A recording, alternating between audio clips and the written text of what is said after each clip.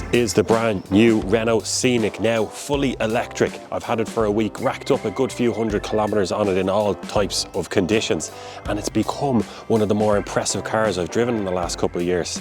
Let's go into the details why.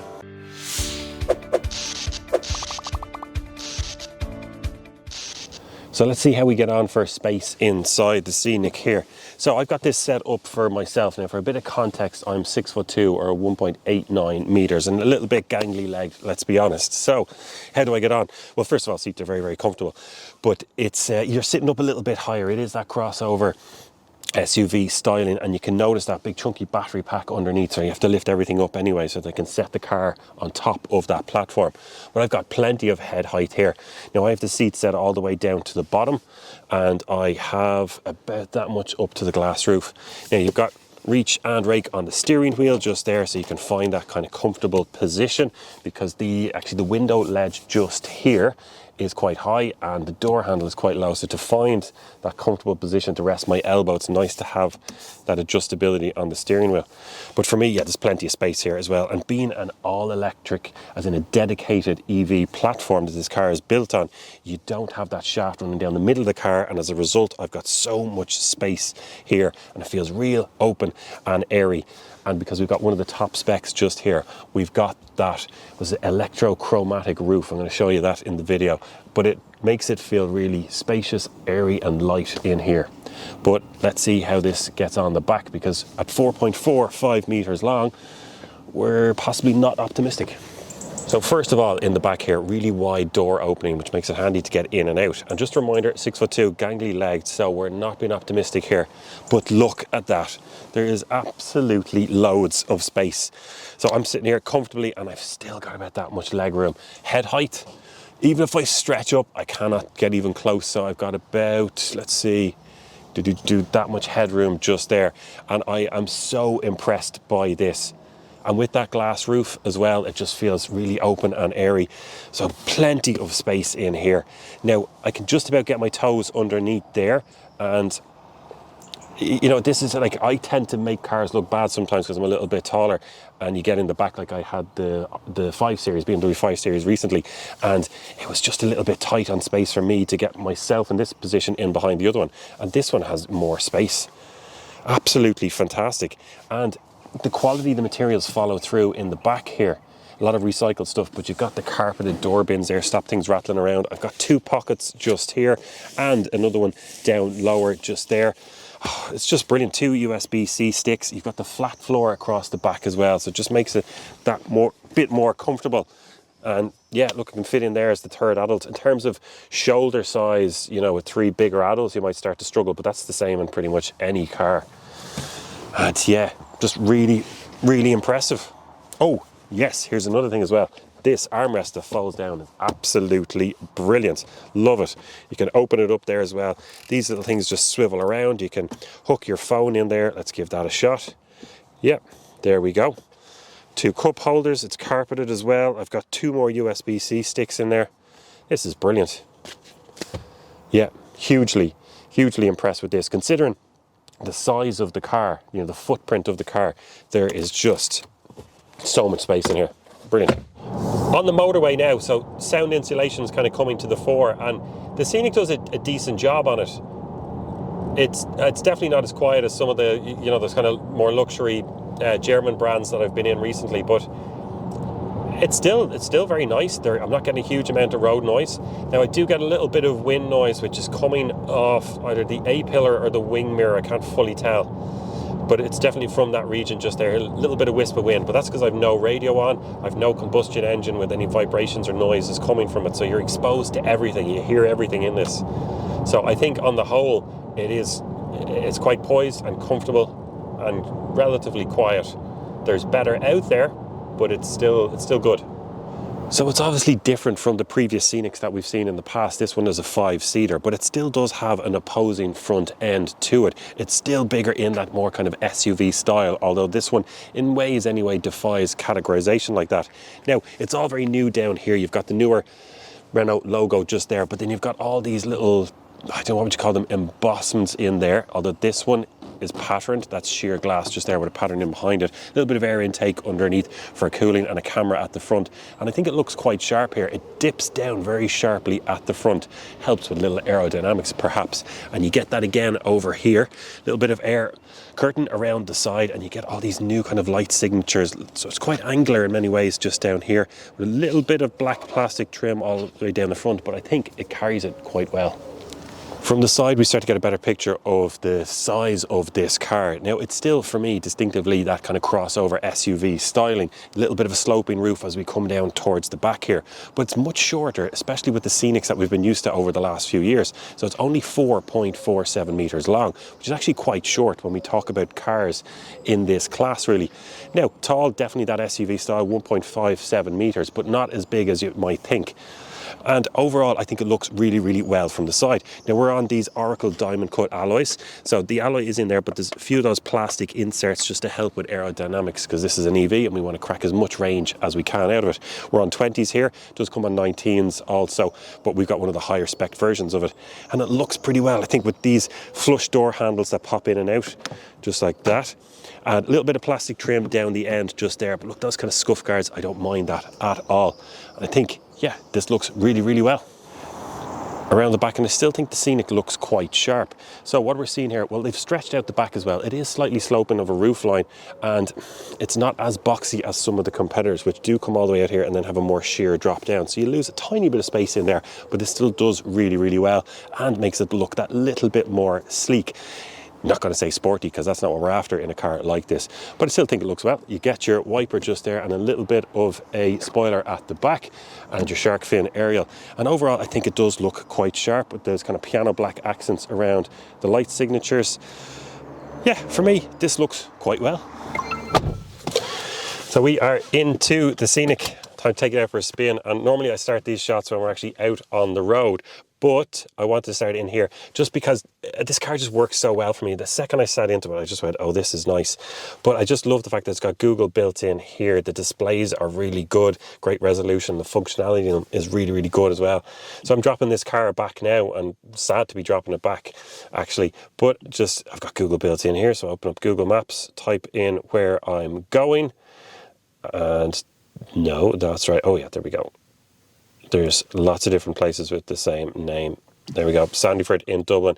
And it just pops up here. Now, because this has got Google built into the car, they talk to each other. So it's telling me here, and do you know what I will do? Is I'm going to take a photograph of that so that you see exactly what I'm seeing just here.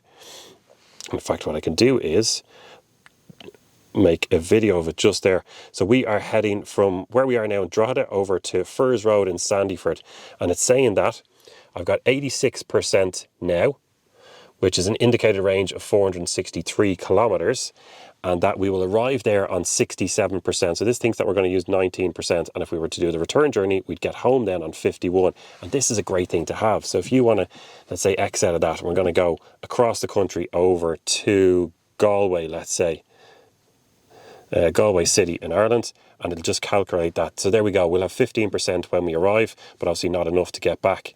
And here's another one as well. It will help you calculate your journey. So let's see, where could we go in our, let's right the way down to Dingle. Does this have enough charge to get to Dingle? This does have enough charge to get to Dingle, because I've been driving this around, and I think if you're happy just to sit on the motorway at 110 kilometers, you will get there.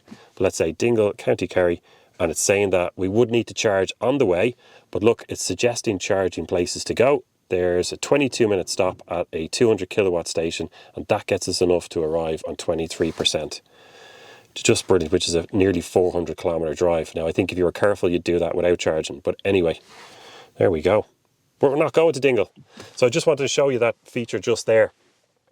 Really, really good. I think it's time to hit the road. Let's just have a quick chat about range, because it's obviously hugely important when it comes to talking about EVs and considering whether or not you want to buy an EV or which one to buy. So you've got either a 60 or an 87 kilowatt hour usable battery in the Scenic. Now, I suspect that most people are going to just splash out the extra bit of money and go for the bigger battery, although they don't always need to. So that's the one I'm in here anyway. And you've got a WLTP range from that 87 kilowatt hour battery of 600 up to 625 kilometers. Now, the WLTP is always just a little bit optimistic, really. But the Scenic seems to get closer to that than most other cars I've had. So I've been driving this now for about 500 or 600 kilometers since I got it, and I've averaged 15.3 kilowatt hours per 100 kilometers. I'm at a tricky junction there. That'd be grass, wouldn't it, if I crashed the car? Anyway, moving on. Yeah, average 15.3. So that would work out at a theoretical range, as I've been driving it in real world circumstances, dropping the kids to school, motorway trip up to the north of Ireland and back down as well, at a range of 570 odd kilometers. Like, that is just phenomenal. 570 in a car that you can pick up for what, mid 40,000 euros with all the space and tech. I'm hugely impressed by that. And not just the fact that it got the range, because it hasn't just ploughed in a massive battery, 100, 110 kilowatt hours to get that. It does seem to me to be quite efficient, even on motorway driving. So this thing, WLTP 625, I've been getting not far off that, but I think a real world kind of dependable range for this car is still in that very late 400s to 500, 480, 500 kilometers. I think you'll get that most of the year round. And even if you did plough this down the motorway in winter, you're still looking at a worst case scenario of mid to high 300s. Like, that's getting you most places in the country from in and around Dublin, isn't it? Yeah, so just really, really impressed with that. And then even if you buy the smaller battery, which you can get into for 39.95, you're still looking at that solid kind of 390, 400 kilometer range out of that smaller battery, which is really impressive again. This is where we charge up the Scenic at the front left. So the news for me is mixed, but overall quite good. But let's go through what I mean by that. AC is 22 kilowatts, and you get that across the board on the Scenic, and I am hugely impressed by that. You don't even have to option it, which is just brilliant. So high praise to them for that. So you're getting that 10 up to 100% charge in just under 5 hours for this, the larger battery. Hugely impressed by that. I think it's really important as we move through the electric age, people without home chargers who just want to put in a couple of 100 kilometers as they're going to watch a movie or meeting a friend for dinner or something like that. Now on DC, the news is less impressive, let's say.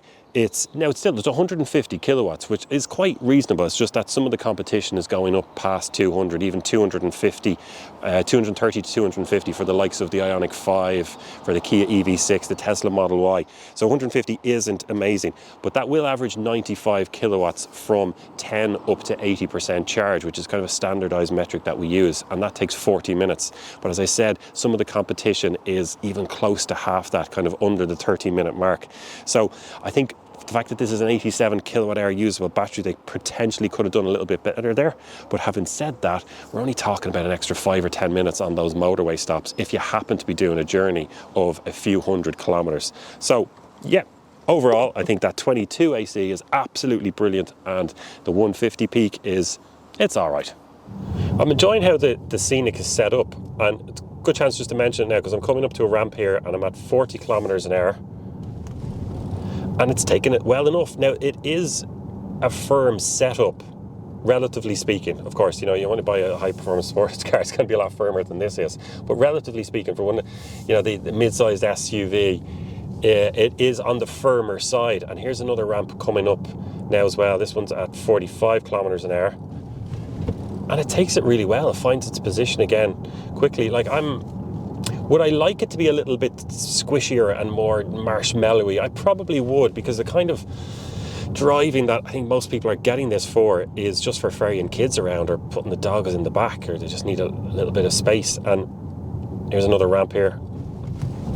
Yeah, it's a touch firm for me, but it's one of those kind of balanced things that if they made it a little bit squishier and more marshmallowy, then people would get into it and complain about it, it doesn't have the driving dynamics and the handling. So you can't really win with a car like this. So I think you have to remember why people buy cars like this. And the way I've been using it in the last week is a good example, where I've been dropping kids in out of school and things like that. And it works well for that. And I wouldn't mind it being a little bit squishier, but this is absolutely fine. Let's have a look at space in the boot as well. It's really important in a car like this where young families might be buying it. Now, electric tailgate, which is great to have, and you can actually see the camera just there. This has 360 cameras around it. So 545 litres of space in there. So I think that's doing really, really well. And considering the size of the car, once again, I'm really impressed by that. 545. But if you fold down the back seats, you're going out to 1,670 litres. You've got a little bit of a kind of slightly flimsy parcel shelf there, but look, there's nothing wrong with it. It's absolutely fine. Now, a few things to note is there's a big gap just there, drop down to the bottom of the floor, because they really do utilise all the space in the back here. This is only a front-wheel drive car, and we have about that much of a drop down there. But look, that's not a major problem. Sometimes it's nice to have the flat floor just to slide packages in and out, but I'd prefer to have the extra space. Another thing as well, they don't seem to utilise the space around the wheel arches particularly well. So it's very a box kind of shape boot just there. There's a little bit of an inlet just there. So people who are putting, their golf clubs in or really bulky items might prefer a little bit of just that extra space to fit things in. But look, it's quite big. Now, it does fall a little bit short of some of the competition out there, but then again, they're much bigger cars, the likes of the Skoda Enyaq. So I think for the size of this, it does really, really well. Love having that feature. While talking about capacity inside, just worth pointing out that you can get a tow bar on this, and it's approved for 750 kilos, or braked you can up to 1.1 tons. We've also got the roof bars there, approved for 75, 80 kilos on that, and there's a further 38 litres of internal storage space on the various bins and stuff that you get, the door and the pockets inside. So yeah, this thing does quite well. So we have a 160 kilowatt motor in this Scenic. Now, there is a smaller version, so we've 220 horsepower in this. And there's a smaller version with 160 horsepower as well. And you know what? It is absolutely plenty. Now, this car isn't going to win any sprints or any races. Like, it's 7.9 seconds 0 to 100. Now, that is quite brisk, and it feels very brisk as well, because you get the immediacy of the electric motor kicking in. You don't have to shift down gears and wait for it to hit your power band to get the revs up. In this, you just have it. Now, we were up behind a truck there, which just turned off. We're at 90 now. So I'm going to plant my foot in sport mode at 90. 100, 110, just like that. So this thing really does take off. Like, there's plenty there. You do not need any more. This is front wheel drive now. So you don't get an all-wheel drive version of this. It's just a slightly more powerful motor. But it's absolutely loads in it. And I think we're getting a little bit too obsessed with these 0 to 100 times. And like, I handed back a smart car a month ago that had more than 400 horsepower and could do the 0 to 100 sprint in 3.7 seconds in an all-electric smart car. Like, it's just bonkers. So this one has plenty of power to get the job done. Loads of torque there, 300 newton meters, even if you are towing 1.1 brakes. This'll do the job nicely. And it's very calm. I think people will still get into this and go, oh yeah, it's very quick, it's very smooth, and they'll like it. And I like it as well. Let's talk about money for a minute. And this car is in a category that is really, really competitive at the moment. You've got so much out there that you can put this up against, even for slightly smaller, slightly versions. So this will have to go up against, it's coming out of the MG with the ZS EV, the BYD Atto 3. Then you've also got the likes of the Tesla Model Y, the Ioniq 5 perhaps. There's a lot that this has to go up against, and it's competitive. How does it fit in price-wise? Well, look, this starts off at your smaller battery. I've got the list just here with your basic spec at 39,995. And they're doing a special at the moment where I think it's 2.9% finance rate. You get a 500 voucher. And I think that's pretty competitive considering what you get out of this car with the space inside, the range. This is very efficient. It does pretty well there for me because I'm so impressed with the car. Now step up to the Techno spec, and that starts off with a smaller battery at 42,000 euros. Or if you want the larger battery, you're going up an extra 7,000 for 49,000. Then if you want to go for that kind of top spec, the iconic level, you're looking at 54,795. So make of that what you will. For me, this thing has great space, really good range, feels great inside, and it is worth the extra little bit of money compared to some of the cheaper options out there. Yeah, for me, that pricing is about right. I think this does really well considering how impressed with the car I am.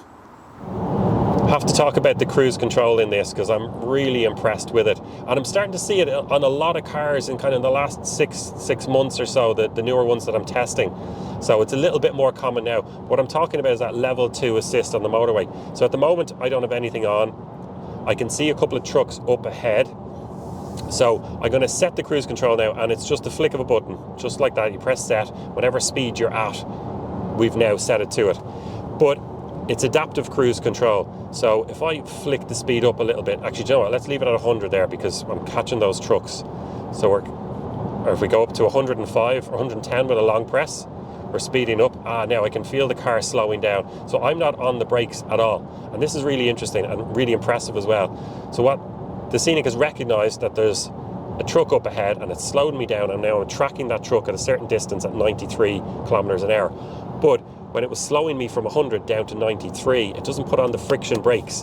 What it does is it uses the motor to harness that energy, charges up the battery and slows you down at the same time. So really impressive. But here's another thing as well. I'm not actually steering the car. Now legally I have to have my hands on the steering wheel, and just for safety it's what you'd want to do anyway. But I'm not steering the car. The car is steering itself along the motorway, reading the lines. So this is what we mean by level 2 assist.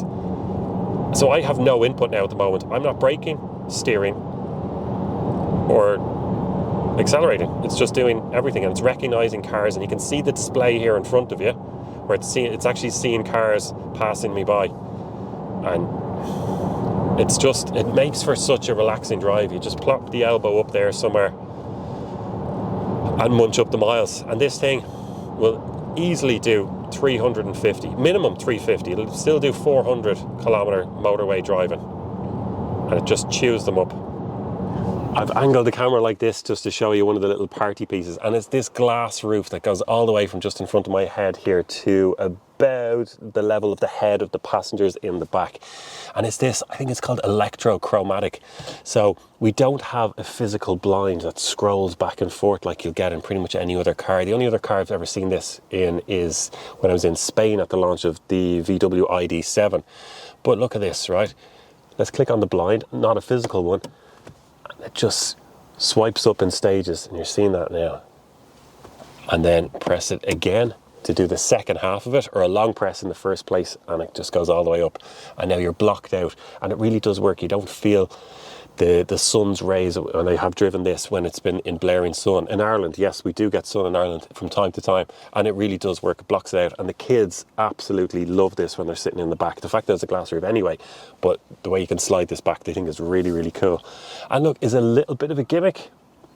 Perhaps doesn't do anything extra, I suppose, over a regular blind, but I just really like it. I remember a week ago when I stepped into this car first, I don't know what I was expecting, but it wasn't, the bar wasn't set really high for me. I was just thinking Renault Scenic, it's going to be just a comfortable, kind of family people mover. And I got into it and just went, oh, this is nice. Now I have one of the higher spec versions here. That's what they tend to do when they're giving you press cars. And it looks and it feels really good. I like this kind of cloth fabric you get on the dash. The materials are good. There isn't really any cheap plastics around here. A couple of places maybe you'd find them, but for what you interact with, it's really good and high quality. I'm really impressed by it. Now, the main features that you're looking at in here is the amount of space that you get on this set, because you don't have that tunnel sending the exhaust out the back, this being a fully electric kind of dedicated EV platform, and you get loads of space, and it's quite functional, and I like how they've set it up. So you've got this little slider just here, just to find that comfortable position for your arms, but that opens up and you've got a huge bin just there. Another little pouch just here with 2 USB-Cs, wireless phone charger on this kind of plinth that sticks out, and then loads of space down there, lots of functionality. You've got these little dividers that you can move forward and back to fit in whatever you want. Cup holder there as well. And yeah, it just works for me. The big door bins that are carpeted as well, just to stop that bit of rattling. The main feature in here is this screen, and they've pulled it off really well. What they've done is it's got Google built into it. Now, the first thing I do in cars normally is, I go through them just for the sake of the reviews, but you ignore them and you hook up your phone for Android Auto. But with this, it's got Google built in, and it works so well. Any the kind of voice commands that you want to do for directions and stuff like that, it's great to have. But you've also got Android Auto if you want. And it's a good size screen in a nice position. Just there, it's slightly angled towards the driver, which makes it a little bit easier to see. It's not too big, but here's the key thing. You still get a load of shortcut buttons here, actual physical switches to control your aircon, your demisters. and your temperature, and it's great to have that. You don't have to go scrolling through menus for the things that you want. And there's a lot of kind of sticky buttons as well up the top here, where if you want to, you know, home, there's click on car to get into your settings, a clear button there for Android Auto, another button to bring up the main menu and all the apps, and then down the bottom you've got extra shortcut buttons for your climate control and your heated seats, heated steering wheel and things like that. It just works really, really well for me. I really like it. On the steering wheel then, there's a lot going on here, but it's done quite well because we've got 4 separate stalks behind it, plus your mode button here, as well as the usuals that's on the steering wheel. So your cruise control and stuff like that on the left hand side. Then over here the menus that control that screen, that driver's binnacle there, which has fantastic resolution, by the way. Brings up maps. You can, there's a little toggle switch just there. You can have your average consumption, you can have maps. If I click it again, it just swivels everything in around, and you can, I just really like the way it works. It's clear. Now, we would like a heads-up display. Ideally, we don't get that here, but still, this does really, really good job, so you're not lacking in any way. But yeah, look, lovely interior just here. And once again, I'm really impressed with this, and I'm starting to rack up the reasons why this is one of the more impressive cars that I've driven in the last couple of years. And that is the Renault Scenic. I have been hugely impressed by this in the time that I've spent with it, and my family have as well. This is a car that just works in every situation, for me personally anyway. I mean, the space inside is absolutely fantastic considering the size of the car. The range is really good with a solid 500 kilometers in there, and even the smaller battery does quite well. The tech inside, that Google built in, the 22 AC charging, this thing just works. I will be recommending to some people that they go out and buy this car because of how impressed I am with it. So hopefully you've enjoyed watching this video. Really appreciate the support that people do give, because it's a fully independent channel. I'm not paid to do this, get a little bit of ad revenue. So it's great to get the support from people like yourselves watching this.